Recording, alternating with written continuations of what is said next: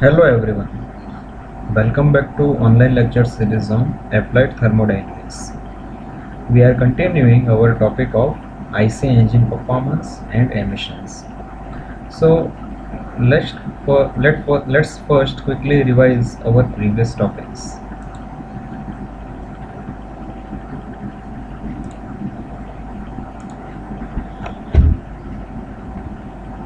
So initially we discussed about some basic definitions like brake power, brake thermal efficiency, specific fuel consumption, and brake specific fuel consumption. Then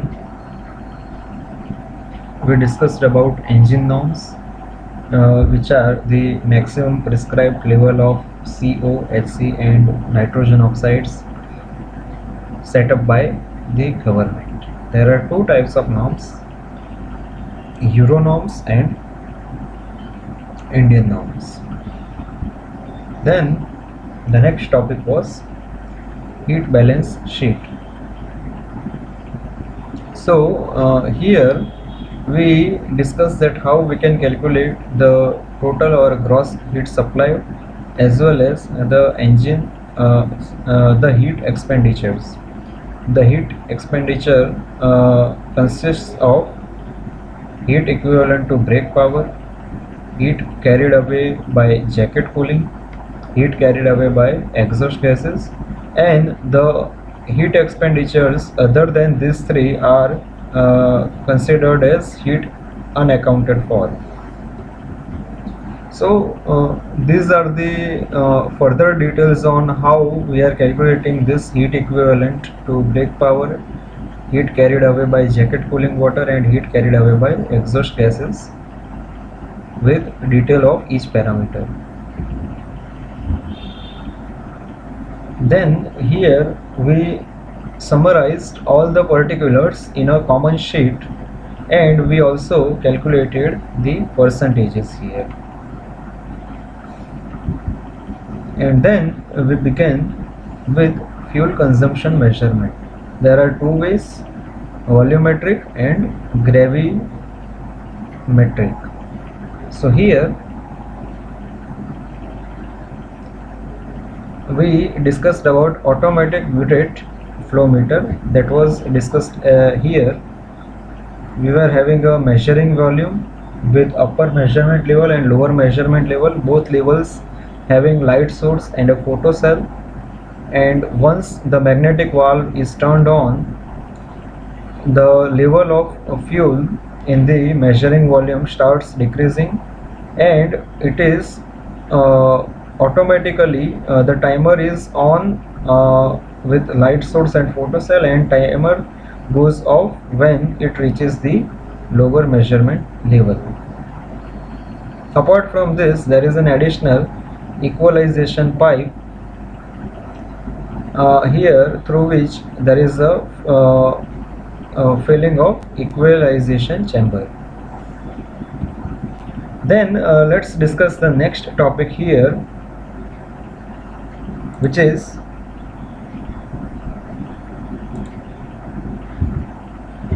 here. Now we are going to discuss about this topic, that is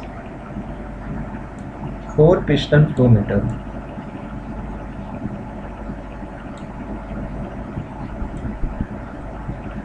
So as the name suggests, we have 4 pistons here, which is connected to a common crankshaft over here. And so these are the 4 pistons connected to a common crankshaft. Apart from this, there are some ports given which connects all 4 pistons. So in these ports there is a transmission of fuel. So the arrangement is done in such a way that this fuel flow through this port will make these pistons to move, and which will make this crankshaft to rotate in a particular direction with a speed.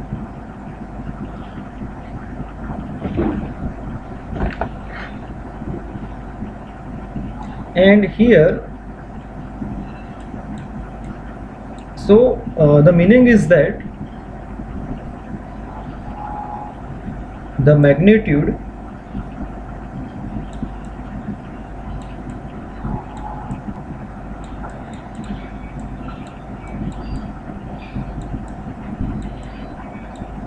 and direction of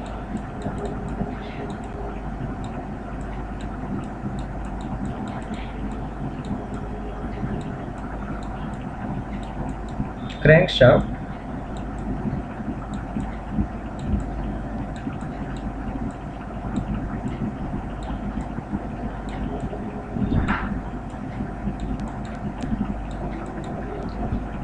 means the measurement of fuel flow. So this magnitude and direction of crankshaft will give us measure of fuel flow.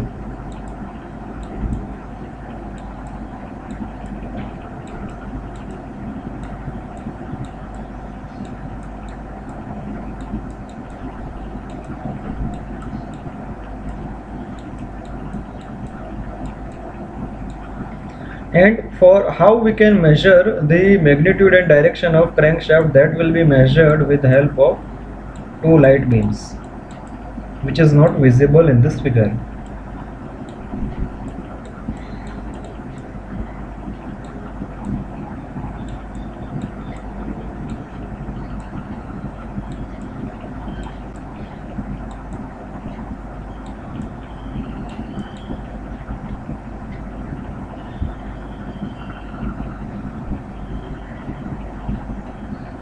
And they are interrupted 10 times per revolution of the crankshaft.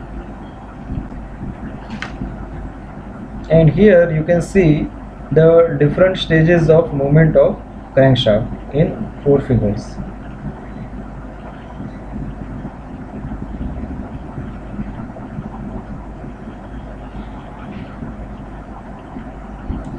The total fuel consumed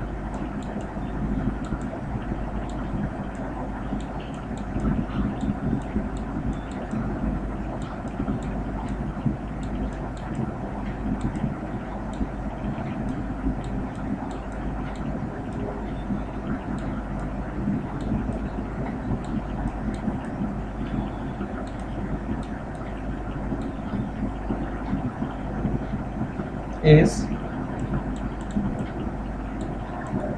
displaced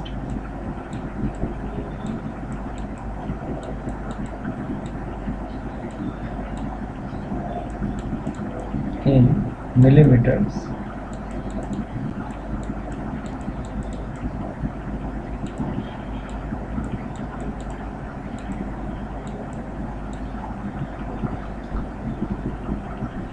with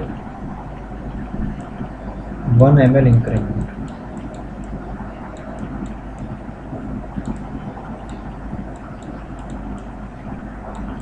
So what is the important thing here to remember is we have 4 pistons connected to a same crankshaft. There are ports which are given which connects all pistons together. In this ports there is a movement of fluid flow, and as the fluid flow there is a fluid flow, it will make these pistons to reciprocate, and this combination of motion will make this crankshaft rotate with particular magnitude and direction. This magnitude and direction of crankshaft is actually the measure of fluid flow or fuel flow, and this magnitude and direction of crankshaft is measured with 2 light beams. So here the total fuel consumed is displaced in millimeters with 1 ml of increment. So that is all about the piston flow meter. Now let's move forward to our list, and now we will directly move forward to gravimetric fuel flow measurement, in which we are going to discuss about this method, which is actual weighing of fuel consumed.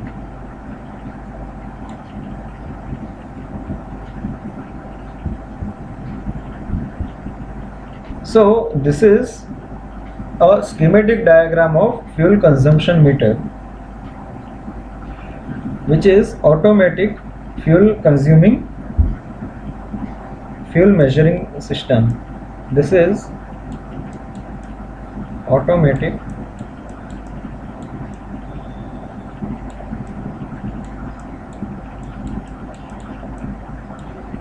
fuel measurement device.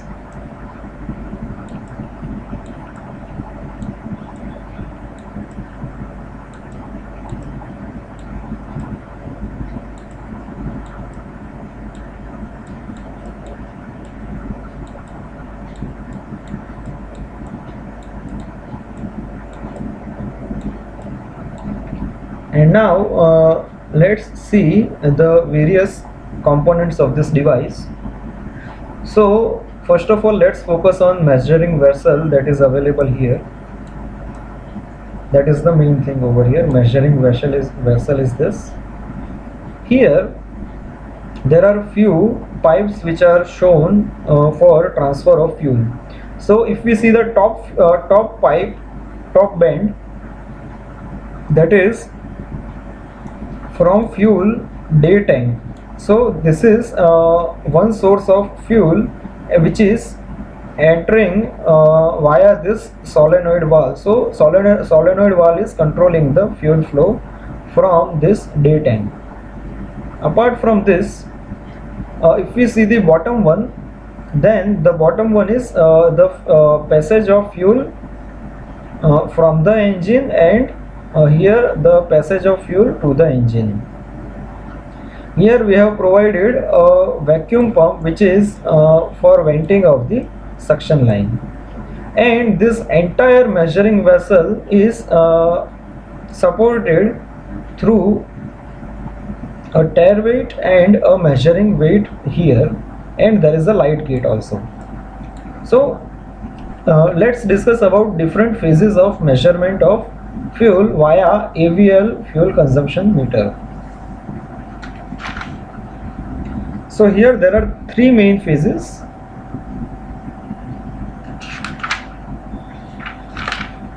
Let's see phase number 1, which is filling up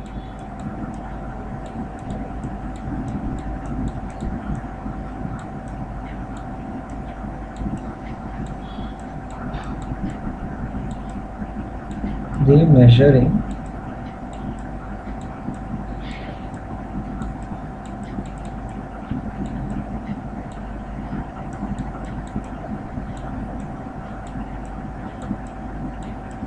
second one is engine uses up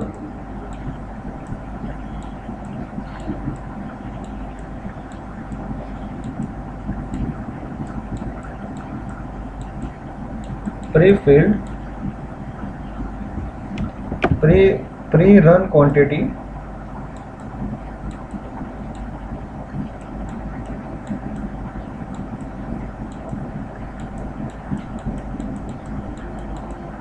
of fuel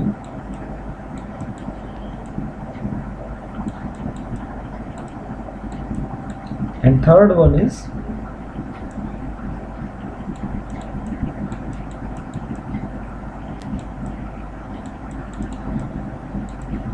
engine uses up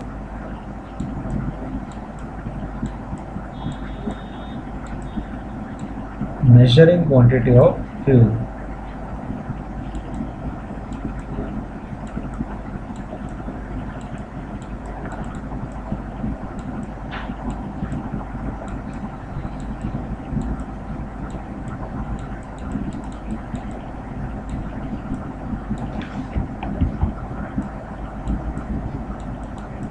So these are the three phases. Let me repeat this part.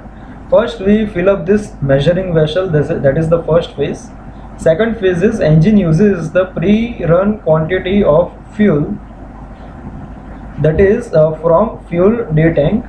The third one is engine uses up the measuring quantity of fuel. So here all these three phases are automatic in this machine or a device, and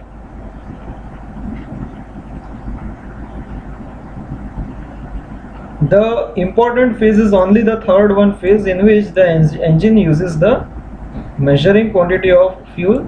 The first two are just the elementary or preliminary stages of being a preparation of the measurement. So that is all about an ABL fuel consumption meter.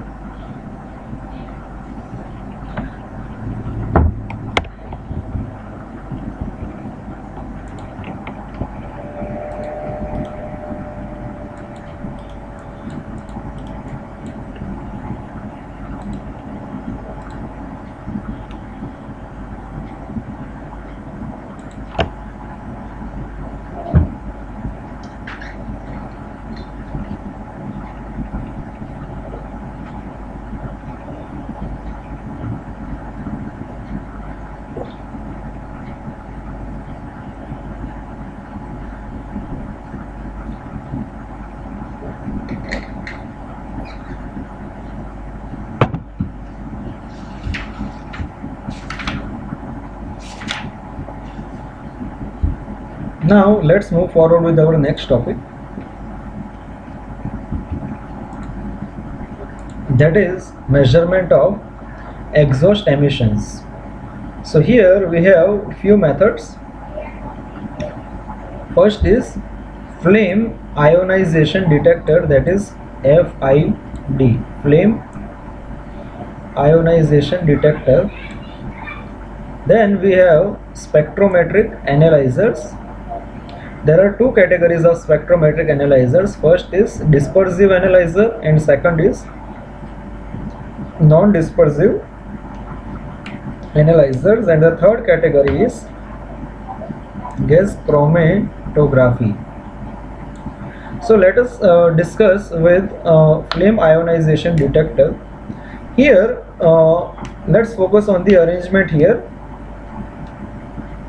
That if you see, here we are having a burner through which a fuel is being burnt, and its flame passes through this top portion here, where it is it is called as ion collector, and here there is a meter over here, and the same arrangement can be seen over here with a different measurement.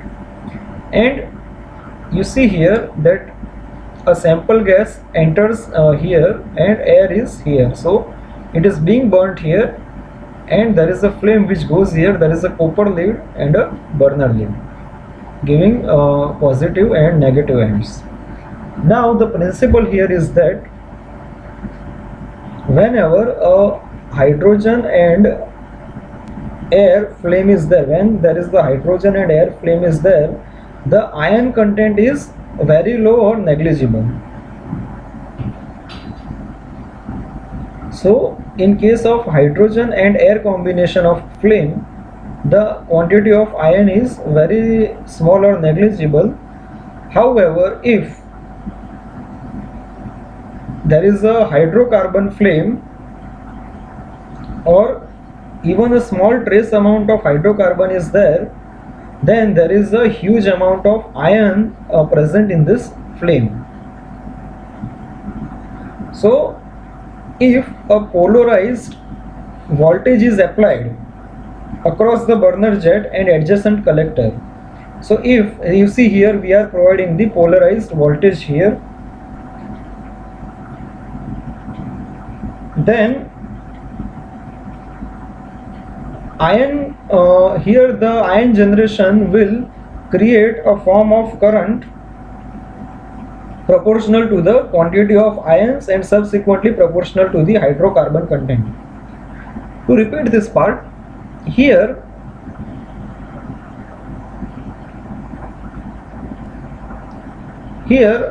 what happens that the principle is that the hydrogen and air flame contains negligible amount of ions. However, even a small traces of hydrocarbon, if they are present in the flame, there are huge ion generation is there. So if a voltage is passed between this burner and this collector, then because of these ions present here, a current is generated in proportion with the number of ions and subsequently in proportion with the quantity of hydrocarbons. So here this is the way it is functioning. Now let's move forward with our next theory, in which it is a schematic of non-dispersive infrared analyzer. So we have discussed about the flame ionization detector.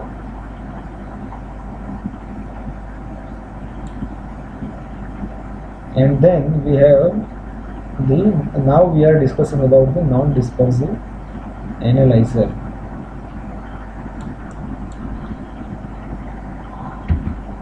So here, first of all, let us focus on this arrangement. So if we begin from the top, then there is an infrared source which is providing radiation, and there is a chopper which simultaneously interrupts the infrared radiation towards these two cells.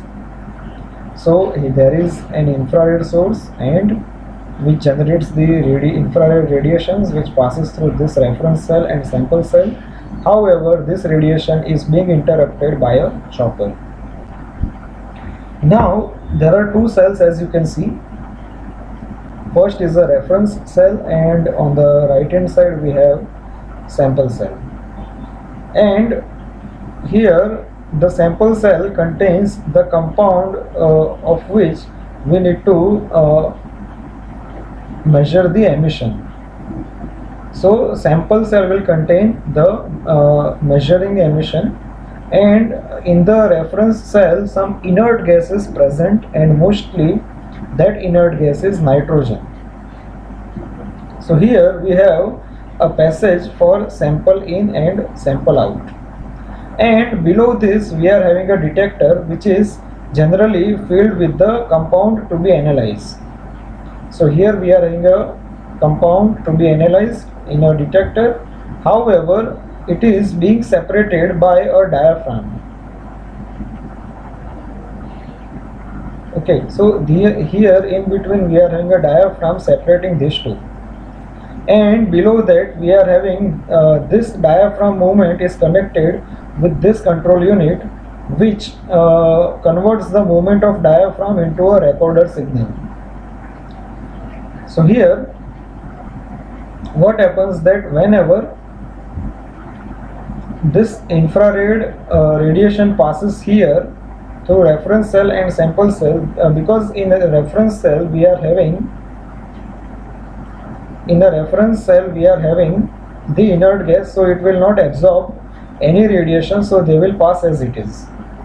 However, in case of sample cell which contains hydrocarbon, so some quantity of energy will be absorbed by this sample cell.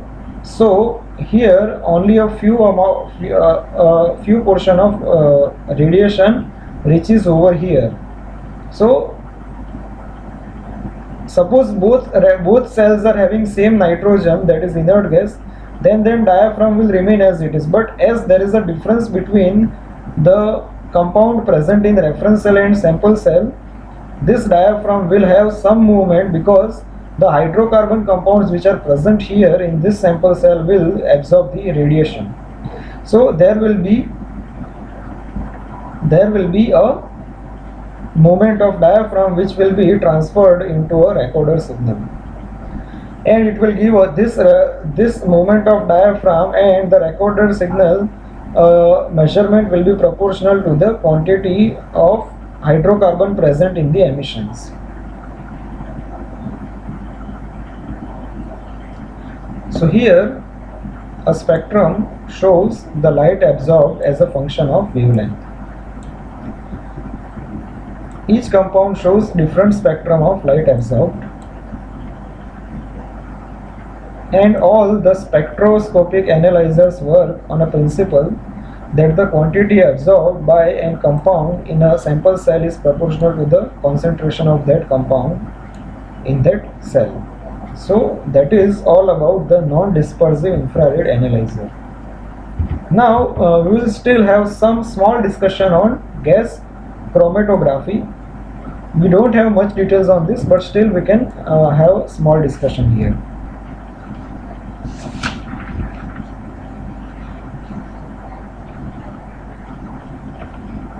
So here what we do is separating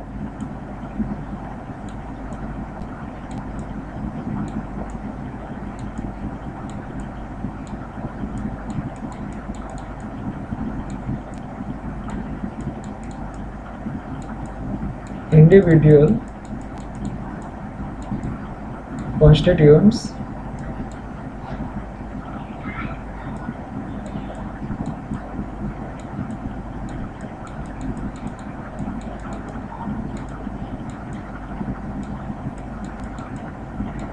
from the mixture.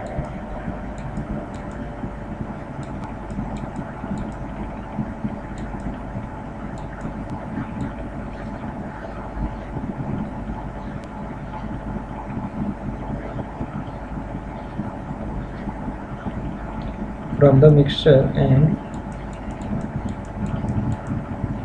and separating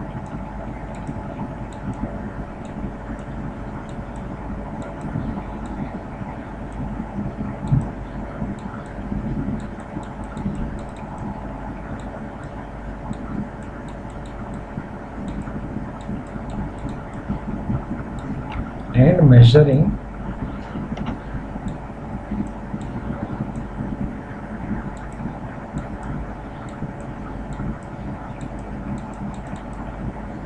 their concentration.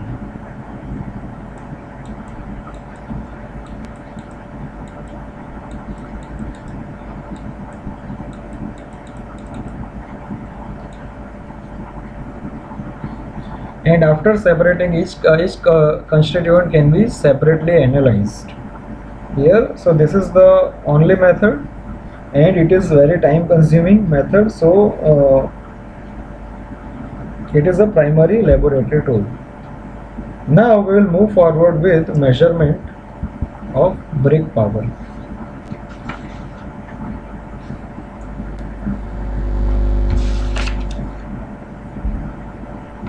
So Bragg power is generally measured with the help of dynamometers. There are two categories of dynamometers. First is absorption dynamometers, and second is transmission dynamometers. First of all, we will try to understand the dynamometer principle. Here there are two things. First is a rotor and second is a stator. The rotor is being rotated with the engine shaft. So here that is being rotated as through the engine power, and here we are having a stator, and it is actually connected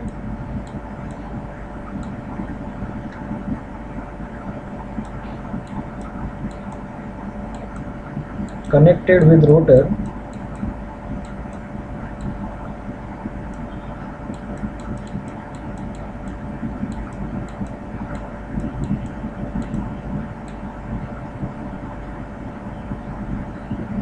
electronically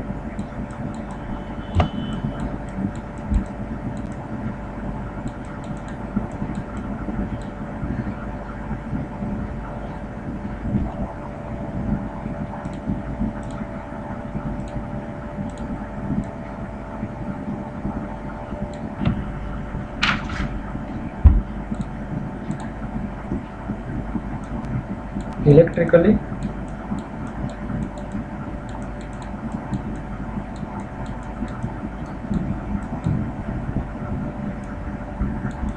hydraulically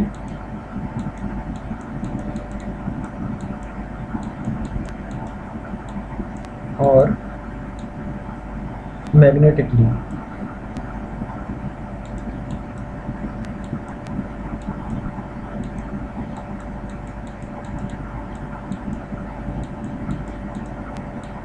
Okay, so it is connected in this way, and there is a coupling force which connects them.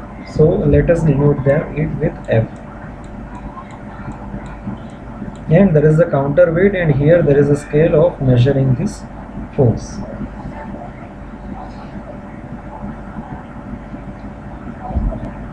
So we will continue this topic in our next lecture.